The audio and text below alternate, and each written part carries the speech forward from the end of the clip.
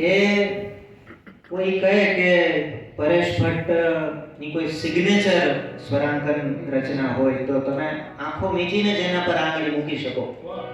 આમ તો સ્વરાંકન પોતે જ એક ચેલેન્જ હોય, પડકાર હોય, પણ આ ગઝલકાર રાજેન્દ્ર શુક્લ અને અતિ વિશિષ્ટ એવી આ રચના, એના પ્રત્યેક શેરમાં ભારતના અલગ અલગ પ્રદેશનું આધ્યાત્મ અને એની સાથે સંકળાયેલી વિભૂતિઓનો ઉલ્લેખ, અને એ પણ કવિતામાં. એટલે આંખ મીચીને સાંભળીએ તો આખા ભારતીય સંગીતના દર્શન અને ભારતીય આધ્યાત્મની પરિક્રમા કરી હોય એવી અનુભૂતિ કરાવતી આ રચના. એક જ રચના કે જેમાં તમે ગુજરાતના પ્રભાતીની છાંટ મળે, રાજસ્થાનના માંડની હલક મળે, પંજાબના હીરનો હિલ્લોળ મળે, તુલસીની ચોપાઈનો લય મળે, બંગાળના બાઉલ ગીતોનો ઉલ્લાસ મળે અને અરબસ્તાનની સૂફિયતનો અહેસાસ પણ મળે. એક જ કમ્પોઝિશન, પરેશ ભટ્ટનું આ સિગ્નેચર કમ્પોઝિશન, ઋષિકવિ રાજેન્દ્ર શુક્લની ગઝલ રચના, પિયુષ દવે અને સુરેશ જોશી બંનેના સ્વરોમાં આપણે આ ગઝલ મળ્યા.